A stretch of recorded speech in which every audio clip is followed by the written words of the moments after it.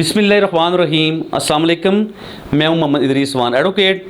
दोस्तों, आज का जो हमारा टॉपिक है वो है बच्चे का कबल से पैदाइश नफ़क़ा का। याद रखें, जब हम चाइल्ड प्रोटेक्शन की बात करेंगे, जब हम बच्चों के हकूक़ की बात करेंगे, तो रहम मदर में भी बच्चे के जो राइट्स हैं दीन इस्लाम ने हमें बता दिए हैं, और हमें ये चाहिए कि उन राइट्स की प्रोटेक्शन करके उस जुनैन को भी हम तहफ़्फ़ुज़ फराहम करें। और याद रखें दोस्तों, ये भी बाप की ज़िम्मेदारी है कि वो अपने होने वाले बच्चे का जुमला खर्च उठाए। अगरचे उसकी माँ का खर्च उस पर लाजम ना हो तब भी वो खर्च उठाएगा।